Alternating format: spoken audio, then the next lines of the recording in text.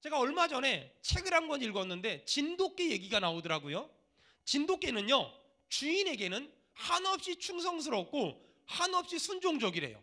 그런데 낯선 사람에겐 굉장히 무섭고 굉장히 싸납다고 말합니다. 제가 그 책을 읽었는데 순간 그런 생각이 들었어요. 아, 저게 온유함 아닐까? 저런 모습이 성경이 말하는 온유함이 아닐까?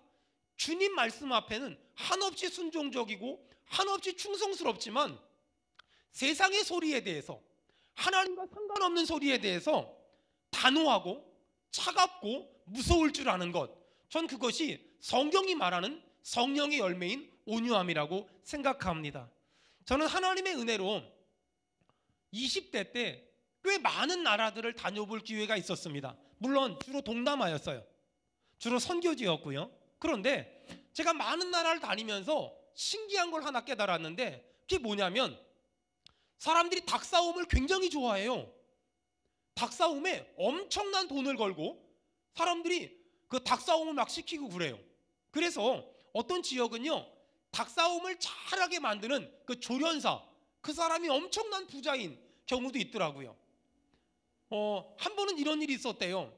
어떤 사람이 자기 닭을 싸움을 잘하게 만들고 싶어서 싸움 닭을 만드는 조련사에게 부탁을 했대요. 내 닭을, 싸움을 잘하는 닭을 만들어 달라고. 그 조련사가 그 닭을 맡아서 한 달이 지나 찾아가 봤더니 닭이 눈빛이 바뀌었더래요. 날카로워지고 매서워졌더라는 거예요. 그리고 또 한 달이 지나갔더니 닭이 제법 싸움을 잘하더래요. 또 한 달이 찾아갔더니 닭이 막 닥치는 대로 싸우더래요. 와, 싸움 닭이 됐구나. 그래서 이 닭 주인이 닭을 데리고 간다 그랬더니 닭 조련사가 한 달만 더 있으라고. 한 달 뒤에 왔더니 닭이 마당 한가운데 가만히 서 있는데 주변에 있는 닭들이 이 닭 근처에 못 오더라는 거예요. 어떻게 된 거냐고 물어봤더니 닭이 이제 완벽하게 훈련이 된 거예요. 그러니까 닭이 가만히 있어도 주변에 있는 닭들이 건드리질 못하는 거예요. 제가 그 글을 딱 읽고 나서 순간 그런 생각이 들었어요. 온유함이란 나약함이나 비겁함이 아니라 온유함이란 가만히 있어도 아무도 건드릴 수 없는 영적인 권위. 저는 이 코로나19 사태를 통하여 한국교회가 이 영적인 권위를 회복했으면 좋겠고, 이 코로나19 사태를 통하여 한국교회 목회자들이 그리고 그리스도인들이 이 영적인 권위가 회복됐으면 좋겠어요. 옛날 우리 어른들은 날마다 기도할 때 이렇게 기도했어요. 주여 영권을 주시옵소서, 주여 영력을 주시옵소서. 아멘. 저는 우리 수원은혜교회에 다시 한번 이 영적인 권위가 회복되길 바라며, 저를 비롯한 우리 교회 모든 교육자들과 모든 중직들과 모든 성도들에게 영적인 권위가 회복되기를 주의 이름으로 축원합니다. 아멘. 그래서 그 어떤 사람도 건드릴 수 없고 그 어떤 사람도 함부로 할 수 없는 그런 영적인 권위. 제가 금요일 밤에 제가 존경하고 좋아하는 목사님이 저에게 그 오대식 목사님의 기도문을 보내주셨는데, 그 글을 읽고 또 읽으면서 얼마나 많이 제 가슴에 뜨거움이 몰아치는지, 얼마나 제 마음에 막 뜨거움이 물밀듯이 몰아치는지 하나님의 특별한 은혜를 경험했어요. 토요일 아침 10시에 전 교인에게 단톡으로 문자를 보냈어요. 오대식 목사님의 이 기도문을. 그리고 제가 선포했어요.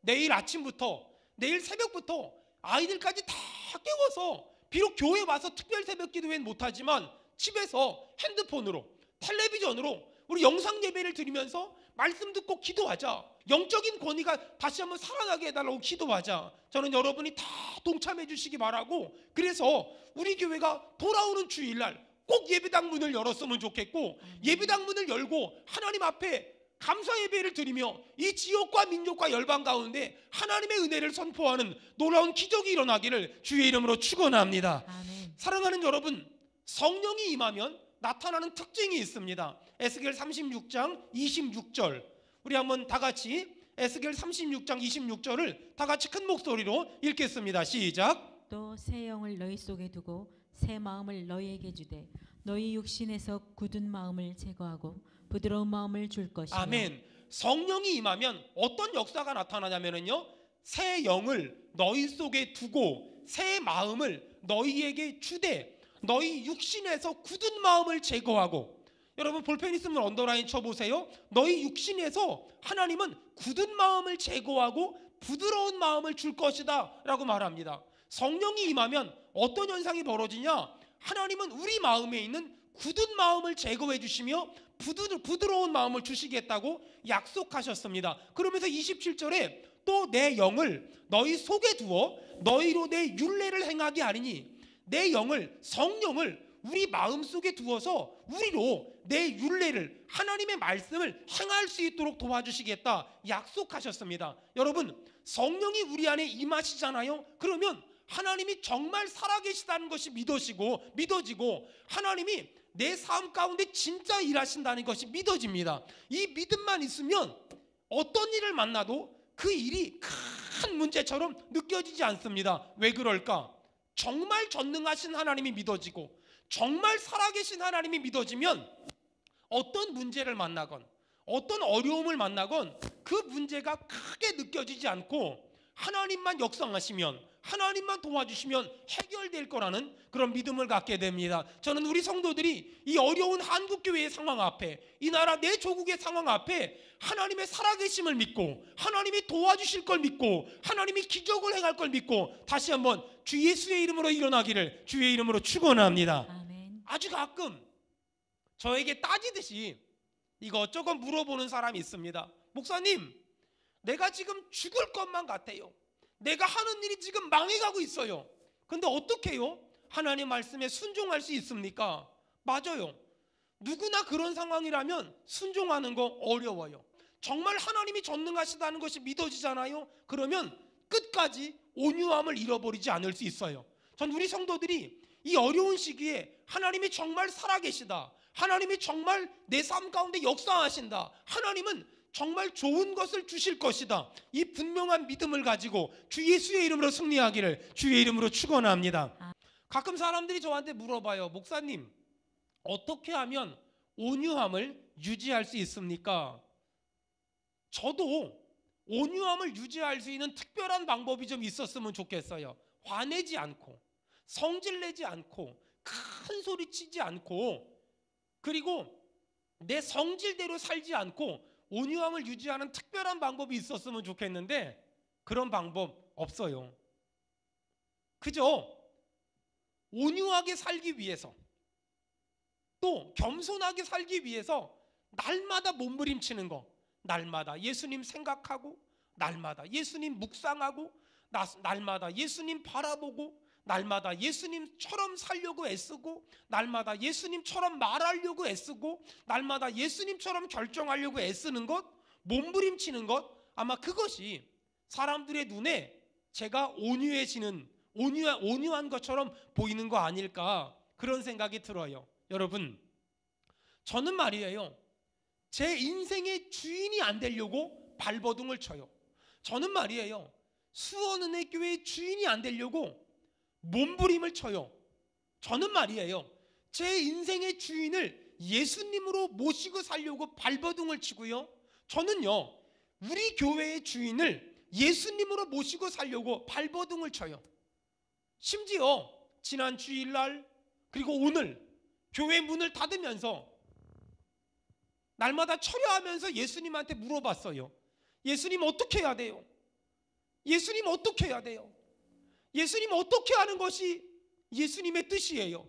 예수님, 내가 어떻게 하는 것이 하나님 아버지의 마음이에요? 물어보고 또 물어보고 또 물어봤어요. 사랑하는 여러분, 저는 온유한 사람은 아니에요. 하지만 정말 온유하게 살고 싶어요. 저는 겸손한 사람도 아니에요. 하지만 정말 겸손하게 살고 싶어요.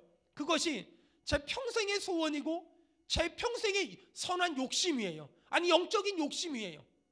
온유하기 위해서, 겸손하기 위해서 날마다 저를 쳐서 복종시키고, 날마다 제 고집을 꺾고, 제 자아를 꺾고, 제 옛사람을 꺾고, 제 기질을 꺾고, 제 성품을 꺾기 위해서 날마다 노력하고 또 노력하고 살고 있어요.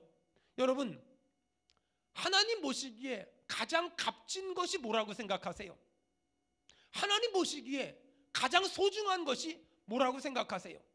저도 옛날에는요, 하나님 보시기에 가장 값진 것, 하나님 보시기에 가장 소중한 건 큰 교회를 만드는 거, 많은 사람들을 전도하는 거, 많은 사람들이 모이는 교회 만드는 거, 전 그것이 하나님 앞에서 가장 값진 것이라고 생각했어요. 근데 어느 날 성경을 읽고 또 읽고 성경을 읽고 또 읽는데 하나님 앞에서 가장 값진 것이 무엇인지 성경이 아주 정확하게 분명하게 나오더라고요. 베드로전서 3장 4절 다 찾아보세요. 베드로전서 3장 4절.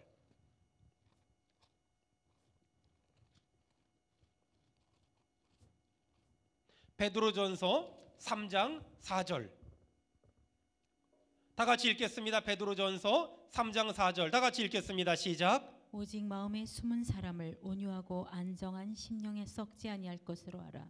이는 하나님 앞에 값진 것이니라. 아멘. 이는 하나님 앞에 값진 것이니라. 여러분, 하나님 앞에 가장 값진 게 뭘까요? 4절에 보니까 마음에 숨은 사람을 온유하고 안정한 심령에 썩지 아니할 것으로 하라. 여러분, 하나님 앞에 가장 값진 것은 큰 교회를 만들고 사람들이 수십만 명 모이는 것이 아니라 하나님 앞에 가장 값진 것은 마음에 숨은 사람을 온유하게 만드는 것. 마음에 숨은 사람을 온유하게 만드는 것, 그것이 하나님 앞에서 가장 값진 것이라고 말하고 있습니다. 여러분, 저는 이 말씀이 저에게 충격으로 와닿았어요. 하나님 앞에 가장 값진 것은 마음에 숨은 사람, 속사람이요. 내 마음의 속사람을 온유한 사람 만드는 것이 하나님 앞에 가장 값진 것이다 라고 말합니다. 저는 이 말씀을 묵상하고 제 머리를 탁 치고 이거다. 더 큰 교회를 만드는 건 그건 하나님이 하실 일이다. 더 많은 사람들이 모이는 건 그건 하나님이 하실 일이다. 그럼 내가 해야 될 일이 뭘까? 속사람을 온유하게 만드는 것. 내 속사람을 온유하게 만드는 것. 내 속사람을 겸손하게 만드는 것. 그것이 내 평생에 해야 될 일이다. 교회가 크고 작은 건 하나님의 영역이다. 사람들이 많이 모이고 조금 모이는 건 하나님의 영역이다. 내가 잘 먹고 잘 사는 건 하나님의 영역이다. 내가 해야 될 일이 뭘까? 마음의 속사람을 온유하게 하는 것. 마음의 속사람을 온유하게 하는 것. 그것이 바로 내가 날마다 해야 될 일이다. 저는 깨달았어요. 그리고 날마다 철야하며 금식하며 하나님의 은혜를 구하며 제 유일한 기도 제목이 있다면, 주여 내 속사람이 온유하게 도와주시옵소서. 무슨 일을 만나건 어떤 일을 만나건 가난하건 부하건 하는 일이 잘 되건 하는 일이 안 되건 교회가 부흥하건 부흥하지 않건 하나님 내 속사람의 온유함을 주시옵소서. 여러분 축복합니다. 여러분 온유한 사람 되길 축원합니다. 여러분의 속사람이 온유한 사람 되기를 주의 이름으로 축원합니다. 아멘. 얼마 전에 제가 어떤 목사님의 설교를 좀 이렇게 듣는데 그냥 제 머릿속에 참 재미있는 간증이 하나 나오더라고요. 어떤 목사님이 신학교를 갈지 말지를 고민하면서 기도원에 갔대요. 하나님 앞에 기도하는데 하나님이 환상을 보여줬대요. 근데 그 환상이 뭐였냐면 국자가 나오더래요. 담임 목사님한테 쫓아가서 물어봤대요. 목사님 제가 환상 가운데 국자를 봤는데요, 무슨 뜻이에요? 목사님이 한참을 생각하더니 말씀해 주더래요. 야, 국자는 자기 혼자 아무것도 할 수 없잖아. 근데 주인의 손에 붙들리면 다양하게 쓰임받을 수 있잖아. 하나님이 너를 국자처럼 쓰시겠다는 거니까 너 신학교 가. 그래서 기쁜 마음으로 신학교를 갔다는 거예요. 여러분, 주님 손에 붙들려 쓰임받을 수 있는 사람, 주님이 마음대로 쓸 수 있는 사람, 그 사람이 온유한 사람이에요. 너 여기 가라. 싫어요. 너 저기 가라. 싫어요. 너 그 일 해라.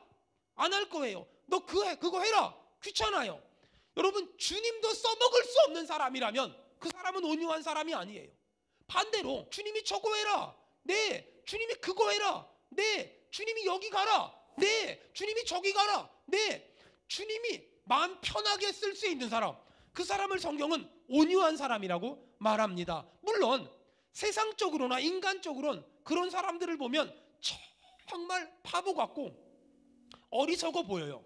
하지만 영적으로 보면은요, 그런 사람들은 하나님의 손에 붙들린 사람이잖아요. 하나님이 쓰시기에 편한 사람이잖아요. 그런 사람들이 맨날 손해보는 것 같고 자기 것 하나 챙기지 못하는 그런 바보 같은 사람이지만은요, 여러분, 인간의 눈으로 안 보이는 게 하나 있어요. 그 사람은 바보가 아니에요. 그 사람은 인간적으로는 바보 같아 보이지만 하나님의 음성 앞에 순종하는 사람이고 하나님의 음성 앞에 복종하는 사람이에요. 저는 꿈에도 소원이 있어요.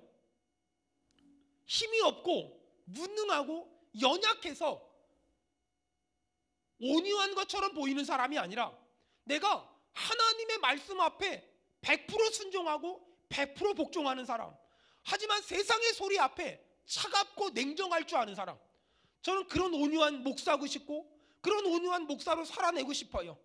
여러분, 온유함이란 마태복음 11장 29절에 보니까 나는 마음이 온유하고 나는 마음이 겸손하다고 말합니다. 온유함이란 예수님의 성품이고 예수님의 마음이고 예수님의 감정입니다. 여러분, 내 힘과 내 능력으로는 예수님처럼 살 수 없습니다. 온유한 사람으로 살 수 없습니다.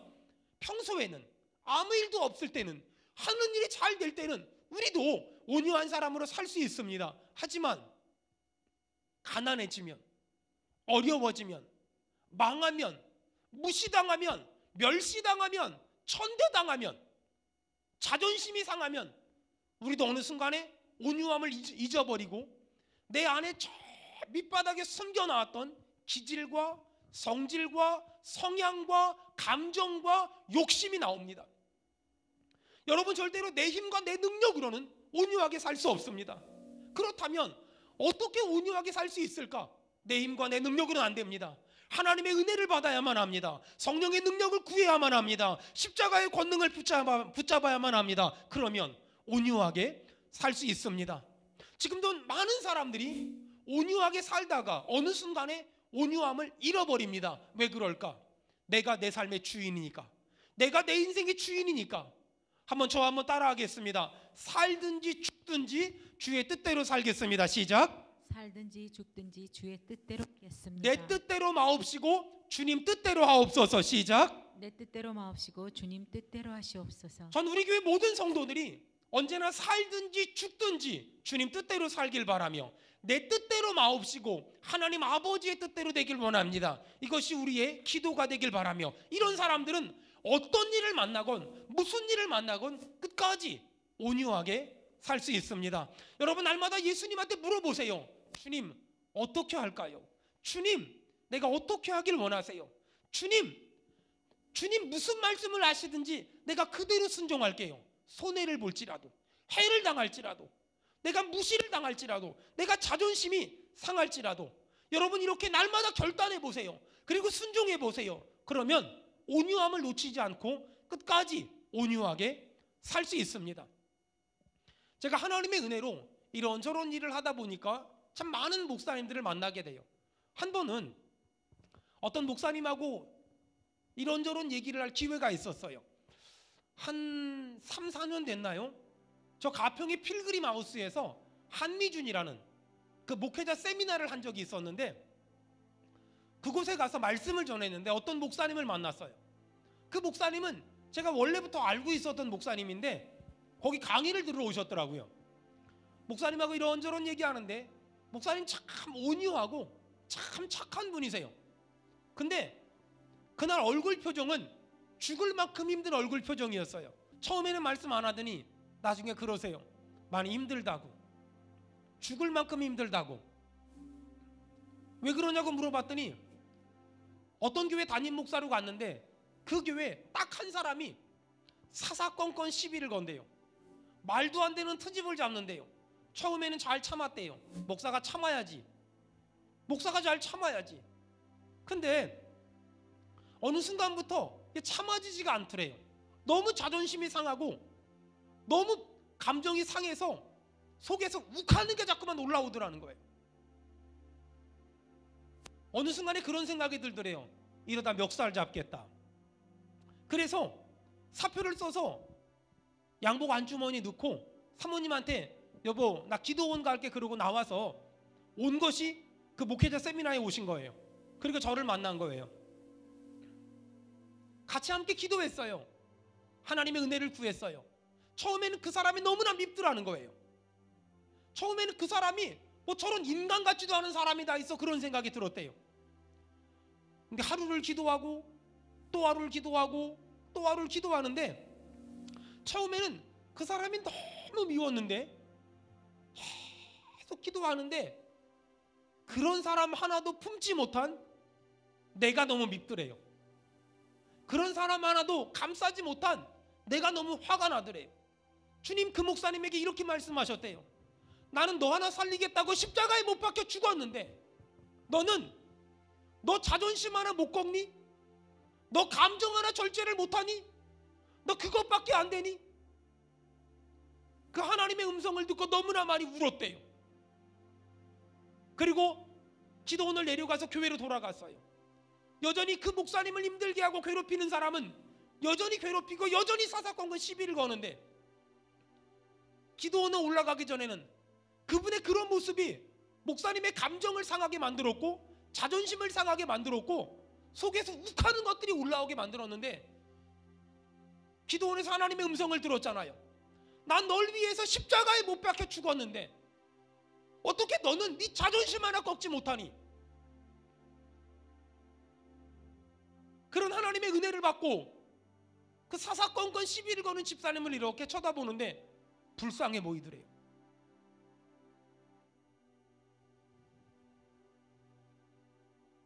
너무 마음이 안쓰럽더래요. 긍휼히 여기는 마음이 생기더래요. 그분만 보면 눈물이 나더래요. 하나님 저 영혼을 불쌍히 여겨달라고, 하나님 저 영혼을 긍휼히 여겨달라고, 하나님 저 영혼을 내가 품을 수 있는 은혜를 달라고요. 그리고 지금 수년이 지났음에도 불구하고 목회를 잘하고 계세요. 사랑하는 여러분, 제가 지난 18년 그리고 선교사 생활까지 가만히 돌아보면 목회를 하는 사람들에게, 특별히 주의 종들에게, 특별히 교회 중직들에게 아주 필요한 성품이 하나 있어요. 온유함. 여러분 한번 성경 한번 찾아보실래요? 디모데후서 2장 24절. 디모데후서 2장 24절. 우리 다 같이 읽겠습니다. 디모데후서 2장 24절 시작. 주의 종은 마땅히 다투지 아니하고 모든 사람에 대하여 온유하며 가르치기를 잘하며 참으며 거역하는 자를 온유함으로 훈계할지니 혹 하나님이 그들에게 회개함을 주사 진리를 알게 하실까 하며. 아멘. 여러분 거기 보니까 주의 종은 마땅히 다투지 아니하며 모든 사람에 대하여 온유하며.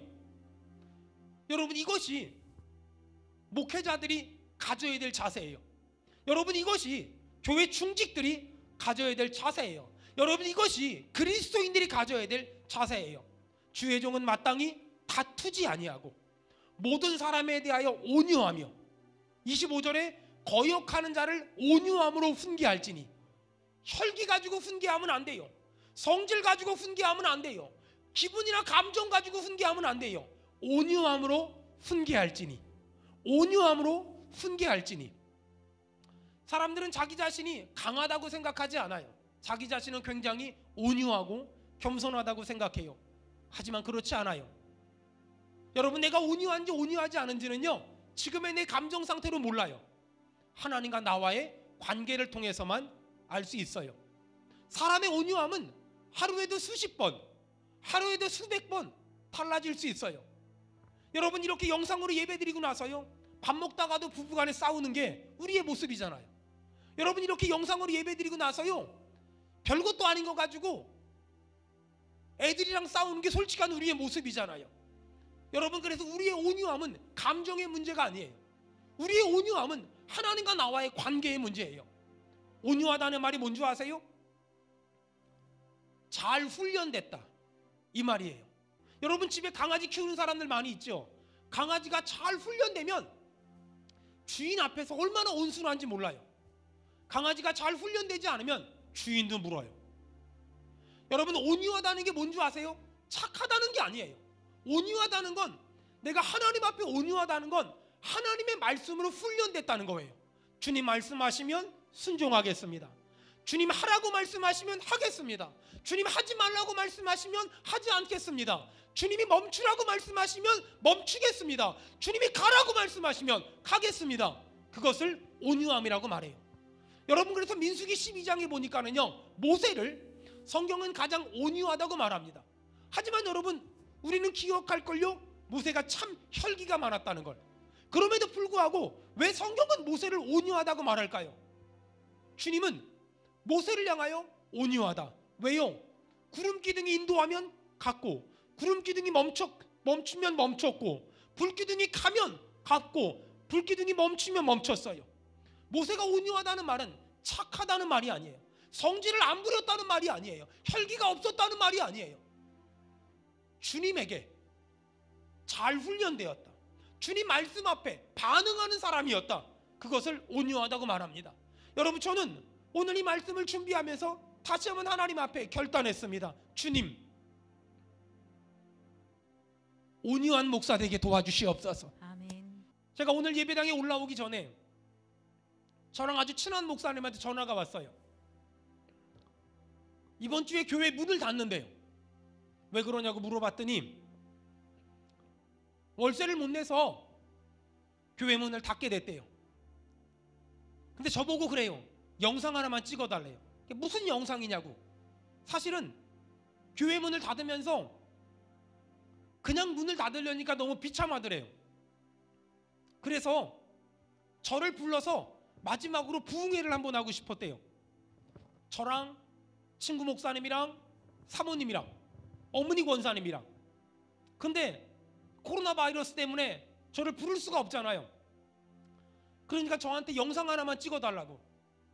자기는 도저히 설교할 자신이 없다고. 그래서 돌아오는 주일날 제가 영상을 찍어서 보내면 그 영상으로 설교 듣고 마지막으로 교회를 시작할 때 설립 예배 드리잖아요. 교회를 문을 닫으면서 문 닫는 예배를 드리고 교회를 문을 닫고 싶대요. 전화를 끊고 예배당에 올라오기 전에 참 많이 울었어요. 참 많이 마음이 아팠어요. 참 많이 힘들었어요. 제가 친구 목사님한테 이렇게 말했어요. 오늘 내가 온유함이라는 단어로 설교하려고 해. 우리가 교회 문을 열 때도 멋지게 시작했잖아. 교회 문을 닫을 때도 멋지게 닫자. 능력이 없고 실력이 없어 문 닫는 것이 아니라 하나님의 또 다른 뜻이 있어서 우리 문 닫는다. 이렇게 생각하자. 그리고 내가 기도할 테니까 앞날에 대해 두려워하지 말고 멋지게 문 닫고 기분 좋게 문 닫고 절대로 꺾이지 말고 우리 끝까지 하나님의 말씀 앞에 반응하는 인생 살자. 사랑하는 여러분, 온유함이란 성격이 착하다, 태생이 착하다는 의미가 아니에요. 온유함이란 하나님의 말씀 앞에 반응하겠다는 거예요. 가라고 하면 가겠습니다. 멈추라고 하면 멈추겠습니다. 말하라고 하면 말하겠습니다. 말하지 말라고 하면 입 다물겠습니다. 사랑하는 여러분, 온유함은 내 성격에 대한 열매가 아닙니다. 성령의 역사에 대한 열매입니다. 여러분, 온유함을 구합시다.